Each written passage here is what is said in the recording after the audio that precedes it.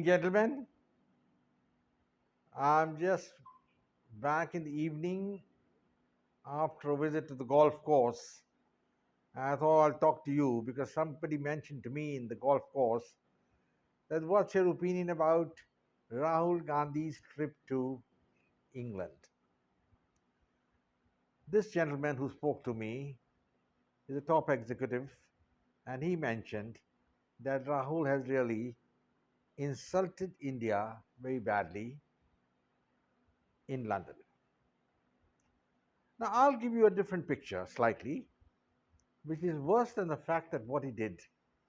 An insult is tolerable, but when you harm a country, that's not acceptable. Now, before I say anything further, I'd like to draw an analogy between Zulfikar Ali Bhutto and Rahul Gandhi.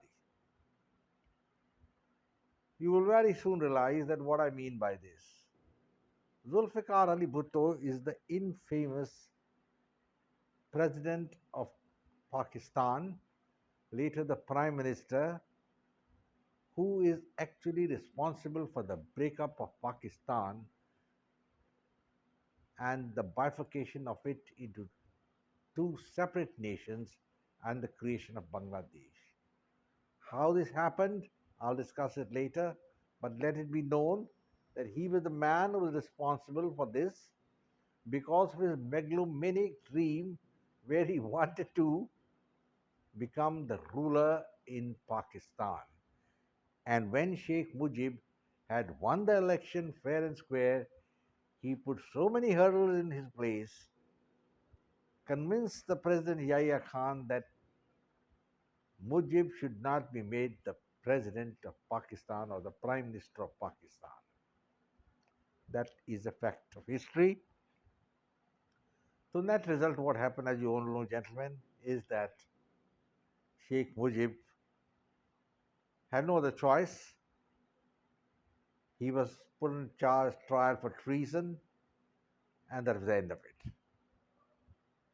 Bangladesh was ultimately created. Now, as far as Pakistan is concerned, it's something we cannot forget because we are of the same stock. Now, Rahul Gandhi is a scion of the Gandhi Nehru family. His grandfather was Jawaharlal Nehru, who was the first Indian Prime Minister, and then his father, Mr. Rajiv Gandhi, was also Prime Minister of India, and his grandmother, that is Indira Gandhi, was also Prime Minister of India. So you can come to the conclusion and see that he is a man born with a golden spoon. That's a fact. But at the same time, he perhaps doesn't have the caliber to lead the country forward. So when you don't have the caliber, but you have the ambition, then what are you going to do? You will stoop to the lowest level to try and see that by hook or crook, you can seize power. Now, but India is a very big democracy. You can't seize power like that. But at the same, he's trying. And what I found is that his last visit to England for about a week is something which is forgettable and should be forgotten. But the repercussions are going to echo far and wide, and he's responsible for all that's happening. First, he made a speech in Oxford where he said that India is not a single country but a union of states. Then he went and made some other absurd statements like the Modi government is emasculating the minorities, they feel insecure, and the state institutions are being subjugated to a Hindutva influence. He couldn't explain what is Hindutva, and he went on to say that the RSS is a Nazi type organization, a fascist organization, and he cannot tolerate it. But that's his personal choice. But that was not the end of it. He recently addressed the British Parliament, and to a full house, he parroted out the same things which he had said at Oxford, and he castigated the Modi government and said that no opposition leader is safe, democracy is in peril, the state institutions, including the Supreme Court, have been infiltrated. Infiltrated. So what can you do? But the bigger thing is that he appeals to America and England to join forces and see to it that Mr. Modi is brought to heel. Now, I couldn't really understand what was his theme and what did he feel about it. Most of the commentators in India say that he's done more damage to the Congress party and his chances of winning any election by his antics in England. I don't know how. He's a fairly mature man, crossed half a century in life, that he should go around talking this arrant nonsense. I will have to use his words, unfortunately, but this is precisely what this man has been talking around. Now, the enigma is that Bhutto was also a megalomaniac and he wanted power at any cost by hook or crook. And to my mind, this man, Rahul Gandhi, is also cast in the same mold as Zulfikar Ali Bhutto, and he just wants to seize power by hook or crook, maybe even with the help of America or England. He doesn't realize that these countries are not going to come to his help. Why should they come and help Rahul Gandhi, who can't even win 50 seats in parliament? And he lost the UP election, his seat in Amethi, and he had to run away to Kerala. Who's going to come and help him overthrow an elected government? Of course, they can try, and maybe they're trying. I have nothing, no inside information about it. But we must bear in mind that these things are not so easy in India as they are in Pakistan. Pakistan is a unitary state, one religion, Islamic. You can go around doing anything there. Bhutto had his hold, and he was able to convince the army, which was in power, to arrest Mujib. Now, how are you going to do that here? It's not possible.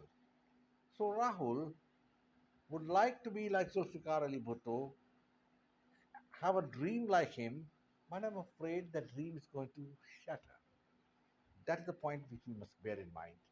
Rahul Gandhi, unfortunately, though born with a golden spoon, or as we say, silver spoon, he's got lots of money, tons of it, and he speaks good English, good Hindi, wonderful chap otherwise, but he seems to be out of reality. He doesn't know what he's talking. And that is where he's harming the Congress party. I have been read the statements of three important opposition leaders, and they have confessed that Rahul is going to lead the Congress to doom. The more he talks like this, the more the Indian people are going to feel a revulsion against a man who washes the dirty linen abroad. I mean, you have, when you go abroad, you represent India. You don't represent Rahul Gandhi or the Congress party there, and you don't make insidious marks against the government in power and say that the minorities are under threat, the institutions are infiltrated, the judiciary is biased. How can you make such a statement in a country with 1.4 billion people? And it's not easy to control India. India is a rising power. So, gentlemen, we must bear in mind that Mr. Rahul Gandhi is probably cooking his own goose. But then that is not enough. We have people like Mr. Rahul Gandhi throughout history. I think there was Jai Chand earlier, then we had Mir Jafar. We have got all sorts of people everywhere, who go around cohabiting with the enemy, with the opponent, in the hope that we're going to get something here. But this was possible in small states, but in a big country like India, not possible. And India is very strong. And I think we have a very good leader in Modi. He's got his faults. I pointed out in my last video. All the fingers of my hand are not same, and Modi's doesn't have all fingers same. Some shortcomings are there, but at the same time, to say that he's heading a fascist organization, I think Mr. Rahul Gandhi must know what fascism is. I think he doesn't know fascism. He's probably using it as you apply butter on bread, you know. It's not something like that. Fascism is a deep philosophy which has a nihilistic concept. He doesn't understand that. Secondly, I don't think the minorities in India are under threat at all. There's no chance. In India, the Muslim population is growing, and there are more and more Muslims coming into the mainstream of life. What has Gandhi got to say about it? Probably he's still thinking in the old times of the World Bank, and it should continue that way because he kept the Muslims backward. That is the Congress party kept the Muslims backward so that they could keep a vote bank and keep coming to power. That's boomeranged. And of course, they're the most incompetent man in Sardar Manmohan Singh. I think one can't use any word for him for his tenure as prime minister. The best thing about him is that you forget about him. That's the best thing. Just erase him. And now we have Rahul Gandhi, who I certainly, as a key political analyst, as a man who's fond of political analysis, expected him to do little better than what he did in England. And he's let the country down. But I'm afraid his anomaly with his comparison with Zulfikar Ali Bhutto is very valid. Bhutto was a megalomaniac, wanted power at any cost, and to my mind, Rahul wants to come back to power, come what may, and he's feeling frustrated, being out of power, and his frustration is showing.